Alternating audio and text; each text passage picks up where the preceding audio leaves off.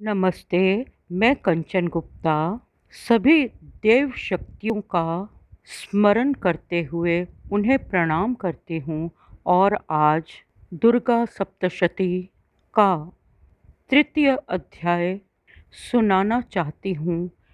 एक समय दैत्य वंश का शिरोमणि दैत्य रंभ पैदा हुआ। उससे महातेजस्वी महिष नामक दानव का जन्म हुआ।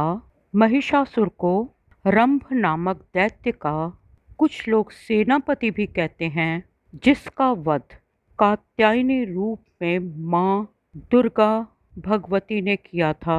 रंभ ने देवलोक को जीतकर देवताओं को स्वर्ग से बाहर निकाल दिया।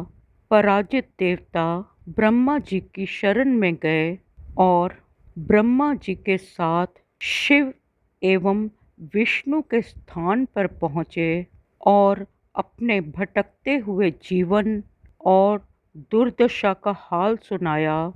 तब असुरों के प्रति अपना रोष देवताओं ने प्रकट किया और भगवान शिव और विष्णु के मुख से और सभी देवताओं सूर्य, चंद्रमा, वरुण, कुबेर, यमराज, चित्रगुप्त, धर्मराज, इंद्र, अग्नि, वायु, गंधर्वराज, विद्याधर, चारण, सिद्धों के शरीर से तेज प्रकट हुआ और उस तेज का एक महान पुंज अत्यंत प्रज्वलित हो दसों दिशाओं को प्रकाशित करने लगा और वह तेज पुंज एक अद्भुत नारी के रूप में परिवर्तित हो गया। वही दुर्गा है, वही शक्ति भवानी है, वही महिषमर्दिनी है। विष्णु की भुजाओं से तेज उत्पन्न हुआ जो देवी की भुजा बने। यमराज के तेज से देवी के केश बने। चंद्रमा के तेज से माँ भगवती के दोनों स्तन बने। इंद्र के तेज से माँ भगवती का कटी भाग बना। वरुण के तेज से माँ भगवती की जंघाओं का निर्माण हुआ और उरु बने। पृथ्वी के तेज से माँ भगवती के नितंब बने और ब्रह्मा जी के तेज से माँ भगवती के दोनों चरण बने। सूर्य के तेज से माँ भगवती के पैरों की अंगुलियां बनी और वसुओं के तेज से माँ भगवती के हाथों की अंगुलियां बनी। कुबेर के तेज से माँ की दुर्गा कात्यायनी की नासिका का निर्माण हुआ। प्रजापति के तेज से माँ के दांत बने। माँ कुंददंती के नाम से प्रसिद्ध है। अग्नि ने माँ के तीनों नेत्रों का निर्माण किया। जो साध्य गण थे, सिद्ध गण थे, उनके तेज से माँ की दोनों भवों का निर्माण हुआ। वायु ने माँ भगवती के कानों का निर्माण किया। यही माँ भगवती कमल आसीना लक्ष्मी है। संपूर्ण देवताओं की तेज राशि से प्रकट हुई अद्भुत रूपिणी देवी भगवती को देखकर सभी देवता बहुत हर्षित हुए। माँ भगवती को माहेश्वर शिव ने शूल समर्पित किया। विष्णु भगवान ने अपना चक्र दिया। वरुण देव ने अपना पाश माँ भगवती को समर्पित किया।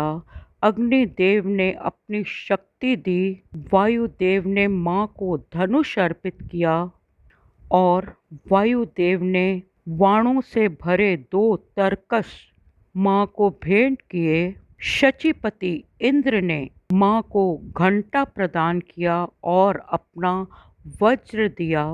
यमराज जी ने अपना कालदंड माँ के हाथों पे स्थापित किया।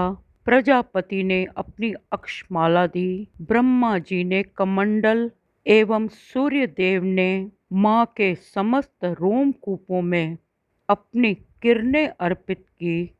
काल ने, मृत्यु ने माँ भगवती को चमकती हुई ढाल और तलवार दी। क्षीर सागर ने माँ के श्रृंगार के लिए मणियों मोतियों का हार दिया और कभी पुराने ना होने वाले 2 दिव्य वस्त्र भेंट किए। समुद्र देव ने माँ को चूड़ामणि, 2 कुंडल, अर्धचंद्र, कैयूर, मनोहर नूपुर, गले की हंसुली, रत्न जड़ित अंगूठियां दी। विश्वकर्मा जी ने मनोहर फरसा भेंट किया। जल ने सुंदर कमल भेंट किया। हिमवान हिमालय ने सवारी के लिए सिंह दिया और कुबेर ने मधु से परिपूरित पात्र माँ को अर्पित किया। सर्पों के नेता शेषनाग ने माँ भगवती को विचित्र रचना कौशल से सुशोभित एक नागहार भेंट किया। इस प्रकार सुशोभित माँ भगवती ने पूर्ण शक्तिमयी होकर महिषासुर का वध किया। महिषासुर एक बहुत बड़ी सेना लेके आया जिसमें चक्षुर, चामर, उदम, कराल, उद्धत, पाशकल, ताम्र, उग्रास्य, उग्रवीर, बिडाल, अंधक, दुर्धर, दुर्मुख, त्रिनेत्र, महाहनु जैसे युद्ध कुशल सूरवीर थे। परंतु माँ अकेली लड़ने लगी। महिषासुर कभी महिष का रूप धारण करता, कभी मानव का।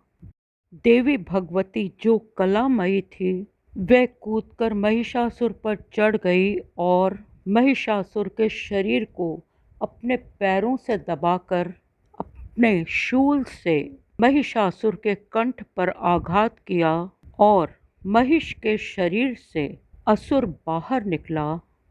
महिषासुर भैंसे के शरीर से माँ भगवती के पैरों द्वारा दबाए जाने पर आधा ही बाहर आया था, तो माँ भगवती देवी ने अपनी तलवार से उसका सर काट दिया और महिषासुर की आंखें माँ को देखने लगीं और महिषासुर के मुख से माँ शब्द निकला और आंखें स्थिर हो गई और महिषासुर को माँ द्वारा मोक्ष मिला। इसलिए कात्यायनी रूप में 10 भुजी माँ की जब पूजा होती है तो महिषासुर की भी पूजा होती है। माँ बहुत दयावान है।